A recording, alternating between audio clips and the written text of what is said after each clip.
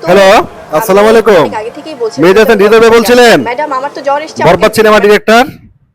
আচ্ছা, আপনি শাকিব খানকে যে বরবাদে গল্প শোনাতে গেছিলেন, এটা কি শাকিব খানের বেডরুমে ছিলেন? তখন কি শবনম সিম্পলি শাকিব খানের সাথে শোয়া ছিল? হ্যাঁ হৃদয় ভাই। না না ভাই, আপনি যখন শাকিব খানকে বরবাদ সিনেমা গল্পটা বলতে নিয়েছিলেন, তখন কি আপনি শাকিব খানের বেডরুমে ছিলেন? বা ওই শাকিব খানের বেডরুমে ডেকে নিয়েছিল আপনাকে যে হৃদয় আসো আমার বেডরুমে আমার সাথে আমাকে গল্পটা শেয়ার করো? আর তখন কি শবনম সিম্পলি শাকিব খানের সাথে শোয়া ছিল কিনা? দেখেন না এই বিষয়টা? হ্যালো, আসসালামু আলাইকুম গাইস। শবনম ইয়াসমিন বুবলি নাকি বরবাদ সিনেমার গল্পটা জানে। শবনম বুবলিকে নিয়ে কথা বলবো না ভেবেছিলাম, তিনি খোঁচায় খোঁচায় খোঁচায়। তাকে নিয়ে কথা না বললে তো আলোচনা নাই। তার সিনেমা জঙ্গি, যেটা ৮৬ লক্ষ টাকা ইনকাম করেছে ১৫ দিনে, সে কি বলে এই জিল্লু জঙ্গি দেখ, অর্থাৎ বরবাদ সিনেমার নাম বলে বলে নিজেকে প্রচার করছে।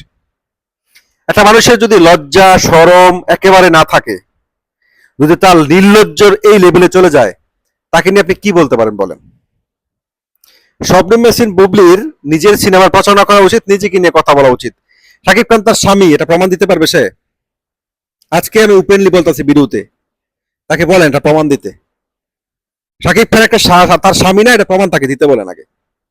এখন বরবাদ সিনেমার সে গল্প জানতো, এটা সে মিডিয়াতে আইসা ওপেনলি বলতেছে, হ্যাঁ নির্লজ্জ মতো বলতেছে। যে হাসতে তো একটু লজ্জা করে না? একবার দুইবার বরবাদ নিয়ে কথা বলা ঠিক আছে, কিন্তু বরবাদ নিয়ে প্রতিটা মিডিয়া ইন্টারাকশনে এসে কথা বলাটা, ইন্টারন্যাশনালি বলা, এটা মানে কি? এটার মানে কি? মেহেদী হাসান হৃদয় বরবাদের গল্প বলার সময় নিশ্চয়ই সে সাকিবের বেডরুমে ছিল।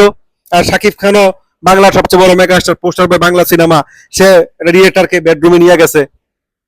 হ্যাঁ, খুব রোমান্টিক মুহূর্তে সে ওইদিকে রোমান্স করছে, আর বেডরুমে আর বরবাদের গল্প শুনছে।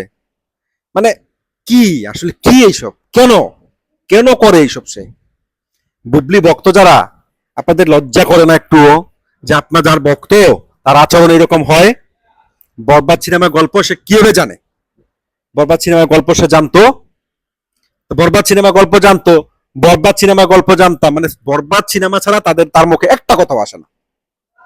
অথচ এই ছেলেটাকে, এই মেগাস্টারকে তার প্রিয়তমার সময় সে কি বলছে জানেন? শাকিব খান নাকি তার পুরুষত্ব নাই। হায় রে বুবলি, হায় রে বুবলি, হায় রে কপাল মন্দ, তোমার মতো বুবলি দেখা নাই। কেন হইলাম না অন্ধ? তাহলে তো বুবলি দেখতে হইতো না আমার আর।